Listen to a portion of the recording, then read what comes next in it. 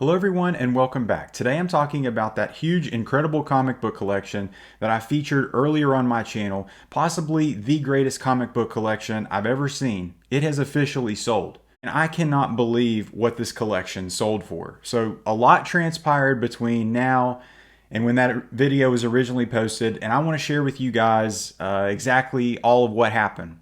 After I made that video, I had a lot of people reach out to me talking about the collection, asking, I want to get first a few specific books, or what's the guy wanting for it. Apparently, a lot of dealers kind of swooped in on this, almost like vultures, just picking at the bones, trying to get in there and buy this collection from this guy.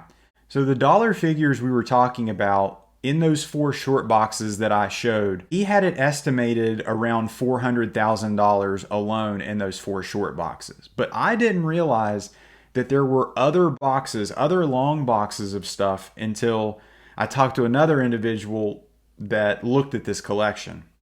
So after I posted that video, the guy that was the seller that wanted to sell this collection, he kind of talked to me about how is there any dealers I know, or is there anybody that I would know that would be interested in this? And there was one dealer that came to my mind right off the bat, and you guys might know this guy. He is the Red Hood, Red Hood Collectibles or Comics on Instagram. He is a dealer, a huge dealer, these massive displays when he goes to conventions. He's the guy that bought the Joker, the Jack Nicholson Joker suit, and I think he now owns that Detective Comics Red Hood original art cover. Well, I purchased something from him a couple years ago, and I thought, this guy's got money, and this might be a guy that would want to buy this. I told the seller about that, and that very night, I get an Instagram message from Red Hood saying, "Call me now, immediately." It was kind of funny how he wrote it. It was like, I don't know, it was just how knowing this guy like on his streams, like I could just almost hear him saying this. And I talked to him about it, and he was apparently going to fly across the country to go look at this collection, which I'm assuming other dealers were flying to South Carolina to go see this thing because it was that big a deal. Now, none of these other dealers reached out to me. After I got off the phone with Red Hood, I kind of had this like feeling that I didn't think that I would feel about this collection. And I felt like I was betraying the collectors, specifically the collector in me and the collectors out there, because I've been very outspoken about comic book dealers and these comic cons and the prices, and I felt like I betrayed the collectors in a way. But I have to realize this is a ridiculous amount of money, hundreds and hundreds of thousands of dollars, that I can't afford, and probably many of you watching this video don't have hundreds of thousands of dollars to spend on funny books. Maybe I'm wrong. I felt like I'm just perpetuating the problem. I'm perpetuating the issue where it goes from collector, big collector, long-time collector to dealer, and then the prices jack up. The prices go crazy, and then I just made that guy millions of dollars potentially. Maybe not millions, but hundreds and hundreds of thousands of dollars. Well, Red Hood said that if this deal goes through, that he would compensate me in some way for me giving him the tip. And interestingly enough, the seller also said that he would compensate me in some manner if I aided him in the sale of this collection. Well, we are a week out, and the collection has sold, and surprise, surprise, I don't have anything. There's been no contact. There's been no, there's been no offer. There's nothing. So you're probably thinking, well, I don't deserve anything, and I'm with you. When I made this video, when I promoted this, I did this to make interesting content, and honestly, I was trying to help this guy because he was a friend of the channel, seemingly, and he was a subscriber, a viewer, and liked my content, apparently. But I quickly am coming to the conclusion that this guy may have just been trying to reach out to a YouTuber, talk to YouTube comic book guys with a decent following, and try to get one of us to promote him. And he did. I made an interesting video, but I did this. I didn't do this with the intention that he was going to pay me. He made that offer. And guess what? He hadn't paid me anything. He hasn't given me shit. Why even make that offer? Why even put that in my head that you would do that? It's you're a liar. Red Hood ended up not buying the collection, but the collection sold. Now, who it sold to, I don't know. We're talking about a significant amount of money, and the collection sold for $345,000. Now, many of you are thinking that's crazy. I mean, that is a ridiculous amount of money. He had this collection kind of appraised or, tabulated out by the other dealers that came through.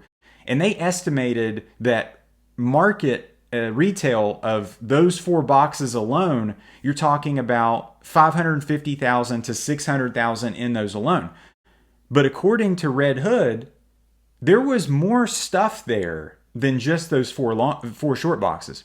And I don't have any problem telling you guys this because I got shafted. Like I got ghosted by this dude as far as him, because I wanted to reach out to him. I wanted for him to give me information, to talk, to have an interview, but I got nothing. I'm giving you guys what I have right now. So when Red Hood saw this collection, there was apparently a long box full of like Spawn #1s, and then all this Bronze Age stuff that he said, and he didn't specify on titles, but it was like a significant amount of other Bronze Age stuff. And then he was kind of saying that was the meat left on the bone. That would be where you would make your money back. The money wouldn't be made on, the giant size X-Men's and the ASM 300s. It wasn't there. It was the other stuff.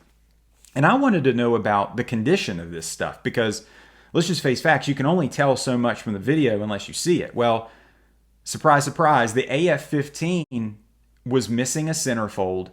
One of the other books, I can't remember, Red Hood said that it was restored or trimmed in some way or color touched.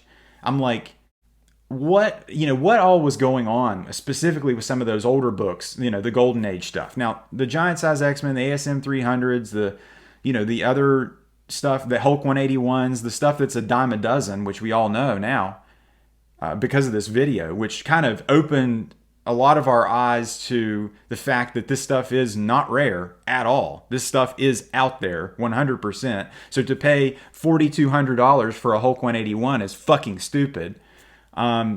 Basically, this stuff is out there. The money would not be made on that stuff. That's the stuff. That stuff you have to sell at a premium just to get yourself back to $345,000.